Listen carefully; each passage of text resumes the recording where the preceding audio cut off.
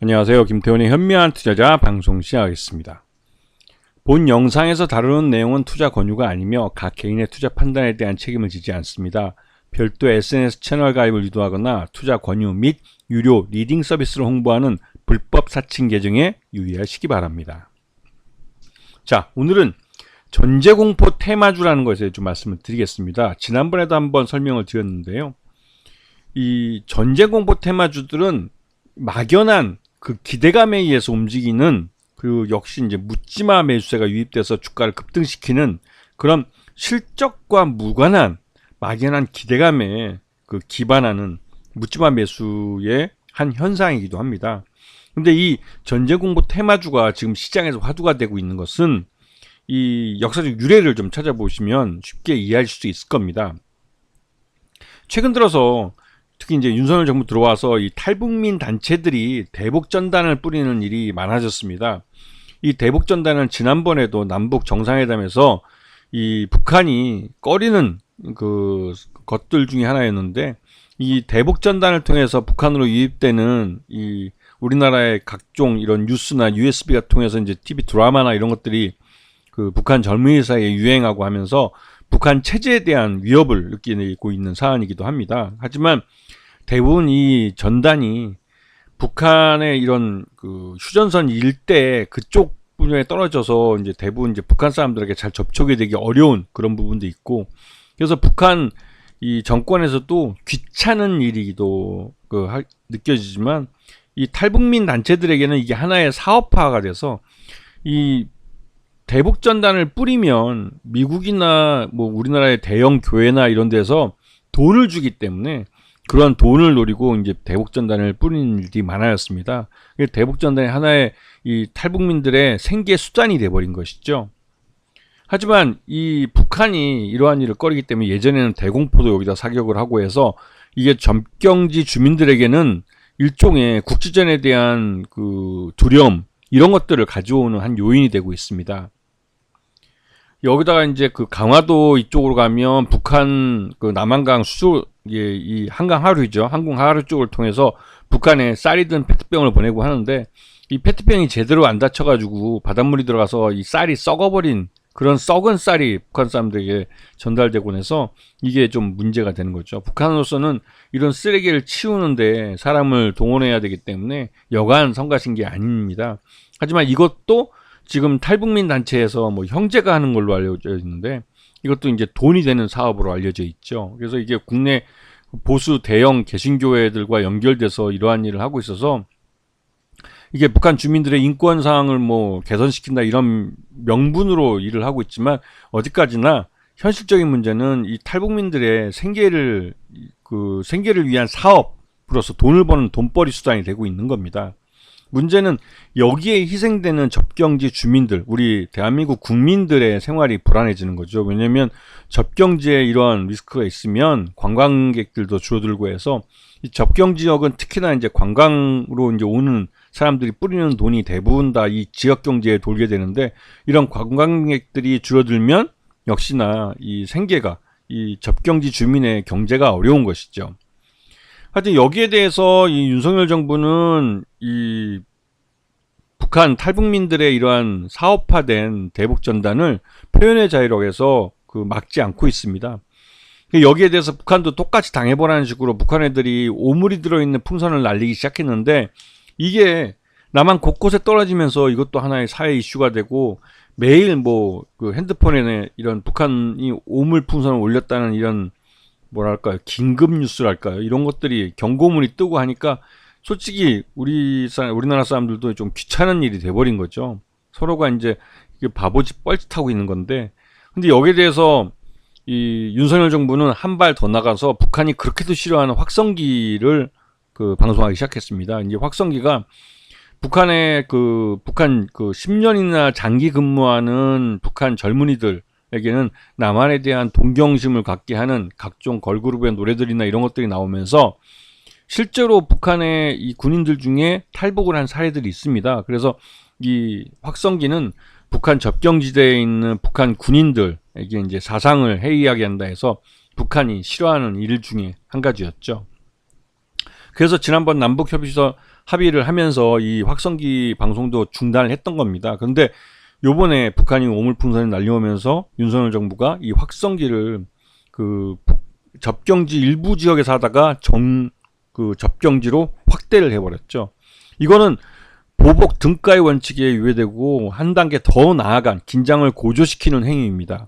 여기에 대해서 이 주한미군 사령관과 이 주한미국 대사가 이 긴장을 고조시키지 말라고 경고하고 나섰죠. 왜냐면 미국은 지금 대선을 앞두고 있는데 지금 중동에서도 시끄러워 죽겠는데 중동과 또 러시아, 우크라이나 전쟁도 지금 제대로 컨트롤이 안 되는 판에 한반도에서 또 전쟁이 나거나 또 국지전이 발생하면 여간 성가신 게 아닌 겁니다. 자칫하라는 미 대선에도 영향을 미칠 수 있는 사안이기 때문에 주한미군 사령관이 직접 나서서 긴장 완화에 대해서 이 경고를 하면서 긴장 완화를 해야 한다라고 요구를 했고, 주한미국 대사도 한반도 긴장에 대해서 미국은 준비해 있다고 말했지만 그 끝 말미에 가서는 이 긴장을 고조시키는 행위는 남북 모두 정부에게서 해서는 안 될 짓이라는 것을 분명히 경고를 했죠. 그러면서 이 전국으로 확대했던 접경지 전역으로 확대했던 확성기가 일시적으로 중단되기도 했습니다. 하지만 윤석열 정부가 계속 확성기를 고집하고 하는 것은 북한을 자극해서 북한이 그 국지전을 도발하도록 만들려는 의도가 있다고 이제 여러 가지 말들이 나오고 있는데, 그래서 이제 주한미군 사령관과 주한미국 대사가 나선 것이다라는 말도 나오는 거죠. 이건 세간에서 이제 여러 가지로 해석될 수 있는 사안이기도 합니다. 근데 여기에 대해서는 윤석열이 지금 입만 열면 뭐 선제 타격이다 해서 계속 이 한반도 지정 확전 리스크를 고조시키는 쪽으로 가는데요. 이거는 전쟁이 나도 윤석열이나 김건희나 이런 그 국민의힘 사람들은 지하 벙커로 들어가서 안전하다고 생각하기 때문에 이렇게 얘기하는 건데, 요번에 북한 애들이 이 접경지 지역에 그 우리나라로 쏠 수 있는 미사일 포대들을 대규모로 배치하는 현역에 배치한다는 것을 직접 대외적으로 이제 공개를 했고, 여기에 이제 미사일들이 실려 있는 이런 트럭들을 쭉 배열을 해서 실제 이러한 트럭들이 이 접경지에 배치된다는 사실을 알려왔습니다. 이건 일종의 이제 경고를 하는 것이죠. 자기들을 이게 북한이 재래식 무기로는 상대가 안 되는 그 하여튼 그런 형편없는 재래식 그 무기 체제를 갖고 있는 좀 시대가 뒤떨어진 그런 무장을 한 그런 세력이라 할지라도 이 미사일 전력만큼은 남에게 피해 줄 수 있는 그런 무기들이기 때문에 일종의 자기를 건드리면 그 물겠다는 그런 그 경고성 그런 것이라고 볼 수가 있습니다. 여기에다 더해서 최근 들어 4.5톤짜리 탄도미사일 발사에 성공했다고 했는데, 이게 우리나라로 치면 선무4에 대한 동급의 위력을 갖고 있는, 즉 이 벙커버스터의 역할을 하는 무기라고 할 수 있습니다. 4.5톤의 탄두면 뭐 지하 50m에 있는 벙커까지도 공격할 수 있다고 하는데, 이럴 경우에는 그럼 윤석열이나 뭐 국민의힘 이런 쪽에서 생각하듯이 그 전쟁, 국지전이 일어나도 자신들은 지하 벙커로 들어가면 안전하다라고 말해왔다는 게 솔직히 좀 우스운 말이 될 수도 있는 상황이고, 특히 요번에 4.5톤짜리 탄도미사일 성공한 걸 북한이 대내적으로는 알리지 않고 대외적으로만 알려지는 그런 그 대외 통신망을 통해서 알렸다는 것은 이건 분명히 경고의 성격이 있는 보도라고 할 수 있습니다. 특히나 이 4.5톤짜리 탄도미사일을 내륙 지역으로 발사한 건 이 미사일에 대한 신뢰도가 있다는 것을 스스로 보여준 것이고, 이 부분은 우연히 어쩌다 한번 성공한 것이 아니라 북한이 이런 4.5톤짜리 탄도미사일을 목표한 지역에 정확하게 날려보낼 수 있는 그 정도의 기술력을 확보했다는 것을 대외적으로 천명한 것이라고 볼 수가 있습니다. 웬만하면 그 미사일은 안전성 문제 때문에 시험 발사할 때 바다를 향해서, 사람들이 없는 지역인 바다를 향해서 발사하는 경우가 많은데, 이번 경우에는 4.5톤 탄두의 미사일을 내륙 지역을 관통해서 날아가도록 그 발사 방향과 각도를 조절했습니다. 이런 부분이 의미하는 바가 크다는 것이죠. 거기다가 이제 러시아도 그 중국과 함께 이제 이 동북아 지역에 폭격기들을 날려보내고 하면서 긴장을 고조시키고 있고, 여기에 대해서 일본도 전투기를 띄워서 맞대응을 하고 있는, 그러다 보니 북중러와 한미일이 군사적으로 긴장이 고조되고 있는 상황이고 그 가장 천병이 우리나라가 되고 있는 것이죠.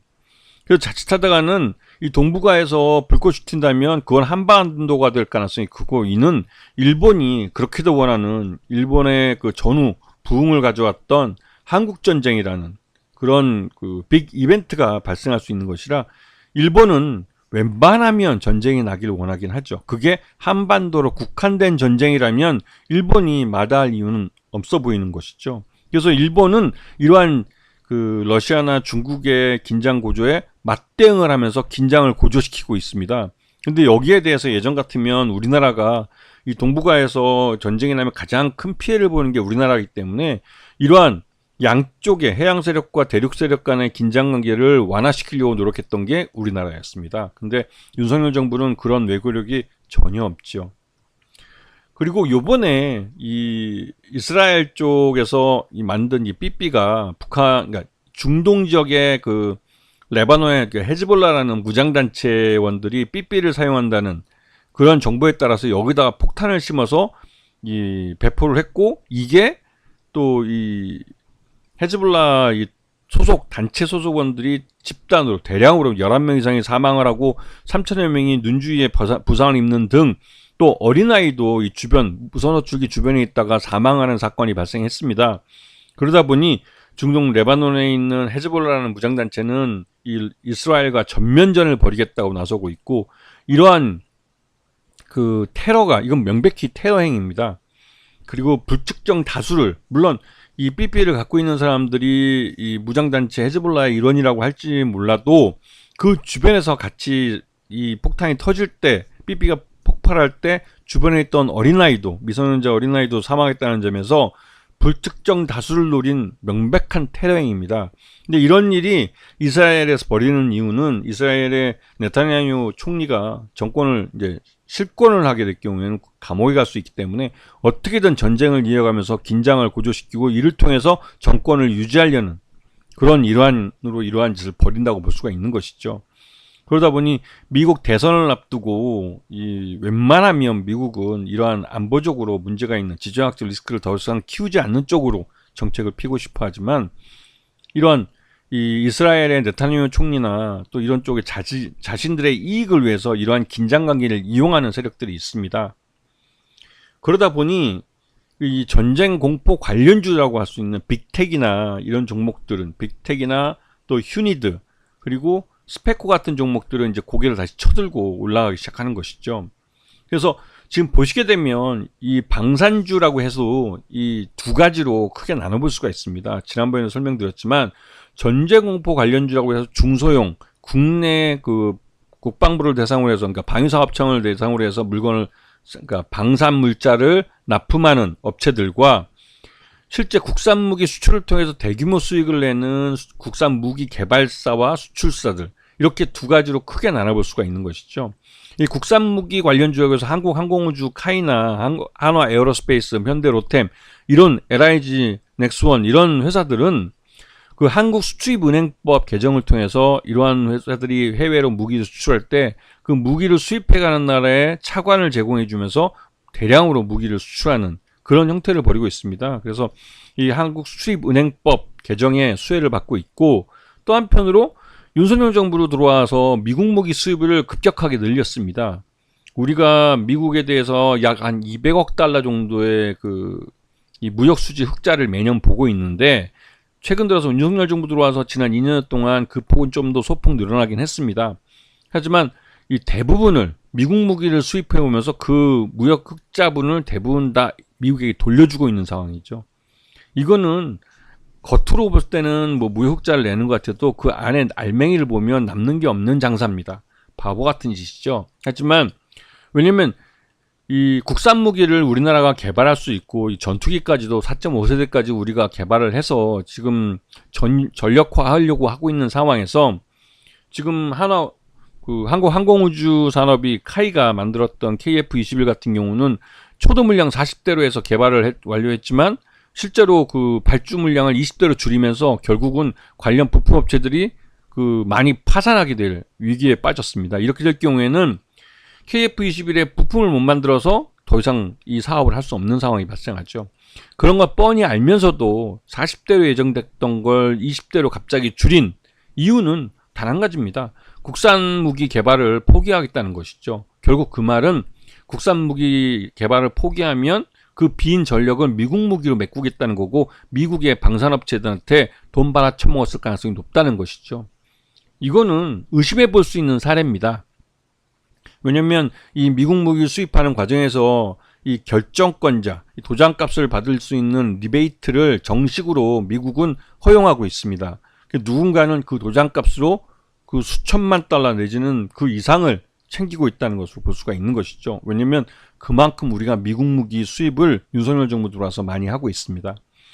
자, 이런 국산 무기 관련주들과 방위산업 관련주 중에서 전쟁공포 관련주들은 대부분 다 중소형주들이고 우리나라 방위사업청만을, 즉 내수시장을 대상으로 해서 무기를 만드는 업체들입니다. 그러다 보니 이 업체들은 이 방위비 증액이 돼야만 자기들 실적이 좋아진다는 걸 뻔히 알 수 있고, 그래서 실적들이 대부분 좋지가 않습니다. 지금 현재 윤석열 정부는 테크니컬 디폴트 상태이기 때문에 부자 감세로 세금이 적게 들어와서 지자체도 지금 중앙정부의 교부금이 줄어들어서 망하게 생겼고, 이러한 방위사업체 국내 업체들도 실제로 국방비가 이 부족한 상황이라 이 실적이 굉장히 대부분 다 나쁜 상태입니다. 하지만 전쟁공포 관련주들은 그 대신 주가가 싸기 때문에 개인 투자자들이 이 지정학적 리스크를 강화하는 이슈들이 나오면 그냥 묻지마 매수로 주가를 밀어 올려버리는 경우가 많습니다. 이거는 실적과 관계없기 때문에 이게 왜 오르냐 하면 이벤트적으로 어떤 지정학적 리스크를 강화하는 중동에서 아까 말했던 삐삐테러 같은 사건이 발생한다든가 아니면 요인 암살 사건이 발생한다든가 우리나라에서 이 북한이 오물 풍선을 보내온 게 어디 화재를 일으켰다든가 아니면 우리나라 남한의 탈북민들이 북한에 대규모 전단을 뿌린다든가 이런 일이 발생하면 그런 것들이 뉴스화되고 사람들이 그거에 대해서는 실제로 이제 전쟁 공포에 대해서 느낄 때 전쟁 공포 관련주들이 급등하는 경향을 나타냅니다. 그리고 이러한 급등은 단기로 끝날 가능성이 크고 단기간 올라갔다가도 처음에 실적으로 뒷받침되지 않는 상승이기 때문에 결국은 처음 움직였던 그 자리로 돌아오게 되는 것이죠. 이런 부분을 잘 보시면서 시장에서 이러한 방위산업체들도 분리해서 이 양쪽을 전쟁공포 관련주들과 국산무기 관련주들을 분리해서 볼 줄 아셔야 되는 겁니다. 아시겠죠? 자, 오늘 방송 여기서 마치겠습니다. 감사합니다.